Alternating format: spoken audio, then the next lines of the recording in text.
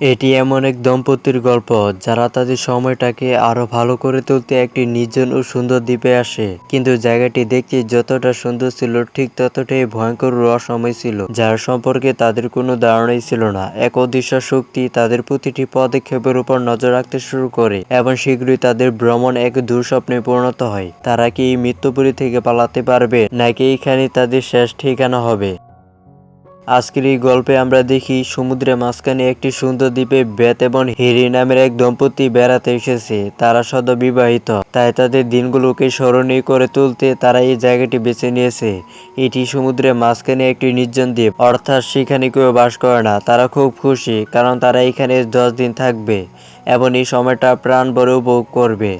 Jackson নামের এক ব্যক্তি তাদের নামিয়ে দিতে এসেছে এবং চলে যাবে। সে নৌকার মাধ্যমে তাদের সমস্ত জিনিসপত্র নিয়ে আসে এবং যাওয়ার সময় তাদের বলা হয় যে যদি 10 দিনের আগে ফিরতে হয় তাদের ফোনে তাকে ফোন করতে পারে এবং সে তাদের নিয়ে যাওয়ার জন্য চলে আসবে। বেথ উত্তর দেয়, আমরা এত তাড়াতাড়ি ফিরবো কেন, ওরা এখানে অনেক মজা করবে। এরপর জ্যাকসন চলে যায়। বেথের শুরু থেকে সবকিছু রেকর্ড করে আসতেছে যাতে সে প্রতিটি মুহূর্তকে স্মরণীয় করে রাখতে পারে। দুইজনই খুব খুশি ছিল কারণ তাদের বিরক্ত করার মতো কেউ নেই এবং 10 দিনের জন্য তারা পুরো দ্বীপের অধিপতি। তবে এই নির্জন দ্বীপে তাদের যে সমস্ত সমস্যার মুখোমুখি হতে হবে সে সম্পর্কে তারা একেবারে অজ্ঞ ছিল। কিছুক্ষণ পর তারা সাঁতার কাটতে যায়। কিছুক্ষণ সাঁতার কাটার পর তারা সৈকতে ফিরে আসে এবং তাদের প্রেম লীলা পুনরায় শুরু হয়। তারা দেখতে পায় যে প্রেম লীলার পর তারা সেখানে ঘুমিয়ে পড়েছে। ঘুম থেকে জেগে উঠে তারা দেখে যে তাদের পাশ দিয়ে পায়ের ছাপ চলে যাচ্ছে। এই ব্যাপারটা তাদের দুজনের কাছে অদ্ভুত লাগে এবং তারপর তারা পায়ের ছাপগুলো অনুসরণ করে জঙ্গলের দিকে যায়।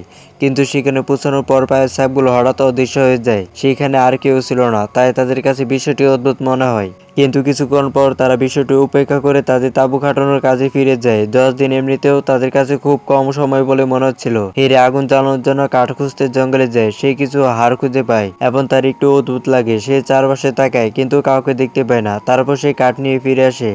এরপর তাদের দুজনকে রাতের খাবার খেতে এবং অনেক কথা বলতে দেখা যায়। হ্যারি বেথকে হাড়গুলো দেখায় এবং তাকে বলে যে সে এগুলো জঙ্গলে পেয়েছে। এটা দেখে বেথ বলে যে এগুলো হয়তো কোনো বড় প্রাণীর হতে পারে। এই হাড়গুলো আসলে কার তা নিয়ে তাদের দুজনের সন্দেহ ছিল। তারা কিছুক্ষণ এটা নিয়ে ভাবে। তারপর হ্যারি অন্য কিছু নিয়ে কথা বলতে শুরু করে এবং তার বিষয়টি ভুলে যায়। অন্ধকার হয়ে আসতেছিল, তাই তারা ঘুমাতে তাদের তাঁবুতে যায়। কিছুক্ষণ মজা মস্করা করার পর তারা ঘুমিয়ে পড়ে। কিন্তু মাঝরাতে তারা বাইরে কিছু গোলমালের শব্দ শুনতে পায়। হ্যারি বাইরে তাকায় কিন্তু সেখানে কেউ ছিল না। বেথ বলে যে বাতাসের কারণে হয়তো কোনো গাছ থেকে শব্দ এসেছে। তারা আবার ঘুমিয়ে পড়ে।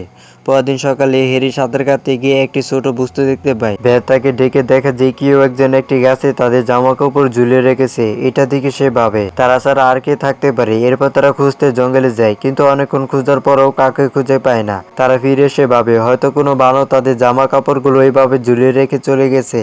এরপর তারা মাছ ধরতে যায়। হ্যারি যখন একটা মাছের উপর পা দিতে যাচ্ছিল তখন বেথ তাকে থামিয়ে দেয়। মাছটা তুলে নিয়ে বলে এটা একটা স্টোন ফিশ যার কাঁটাগুলো এত বিষাক্ত যে এর উপর পা দিলে 30 মিনিটের মধ্যে তোমার মৃত্যু হতে পারে।